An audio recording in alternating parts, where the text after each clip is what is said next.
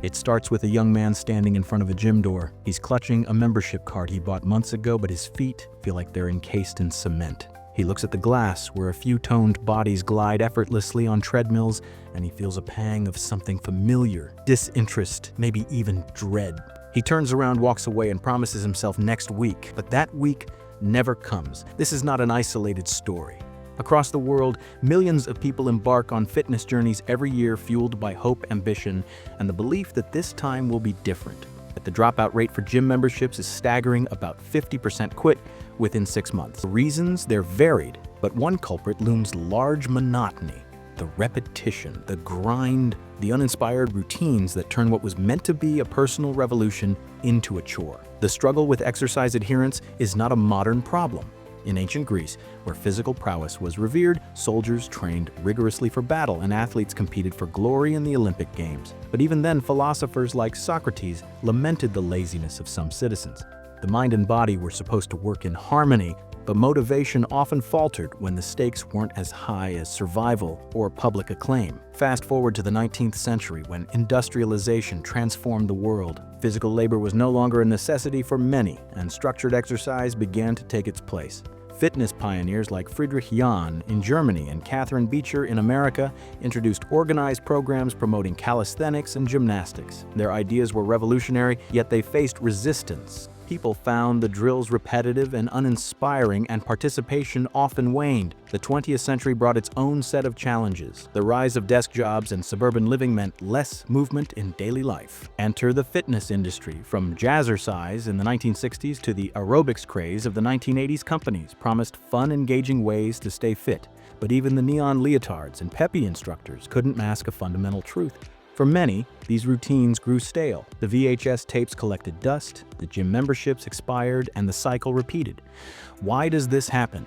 Why does motivation vanish so quickly, even when the benefits of exercise are undeniable? The answer lies in human psychology. Our brains are wired to seek novelty and avoid discomfort. When a new fitness routine begins, there's a rush of excitement fueled by the promise of change, but as the novelty wears off and the physical effort becomes routine, that initial spark dims. The treadmill, once a symbol of transformation, starts to feel like a hamster wheel. Consider Sarah, a teacher in her 30s who decided to train for a marathon.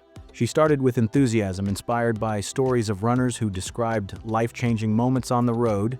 But after weeks of pounding the same pavement, she began to dread her runs. The finish line seemed impossibly far, and the joy she'd anticipated never materialized. Sarah's story is echoed by countless others who set out with high hopes, only to find themselves bored, disheartened, or overwhelmed. Yet amidst the sea of disengagement, there are those who break through. Their secret: they find ways to make fitness personal, creative, and most importantly, enjoyable. Take the story of Sam, a former accountant who dreaded traditional workouts. Instead of forcing himself into a routine he hated, he turned to dance. He joined a local salsa class, and what started as a fun night out became a passion that transformed his life. Sam's fitness journey wasn't about discipline or endurance, it was about joy. Science backs this up. Studies show that people are more likely to stick with activities they genuinely enjoy. The key isn't just finding the right workout, but reframing exercise as play. Gamification has become a powerful tool in this effort. Apps like Pokémon Go, which encourage users to walk while hunting virtual creatures, have demonstrated that even small changes in how we approach movement can reignite motivation. Another breakthrough comes from group dynamics. Humans are social creatures, and exercising in a community can provide the support, accountability, and camaraderie that solo routines often lack. CrossFit, for example, has built an empire not just on its workouts, but on the sense of belonging it fosters. Participants cheer each other on, celebrate milestones, and share in the highs and lows of their journeys. For many, it's not just fitness, it's family. But what about those who prefer solitude? For them, technology offers solutions. Virtual reality fitness programs transport users to stunning landscapes, turning a mundane workout into an immersive adventure. Imagine cycling through the Swiss Alps or boxing in a futuristic arena, all from the comfort of your living room. These innovations tap into our innate desire for exploration and excitement, making exercise feel less like work and more like an escape.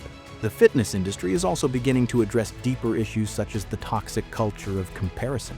For decades, advertisements have sold the idea of the perfect body, creating unrealistic expectations and eroding self-esteem.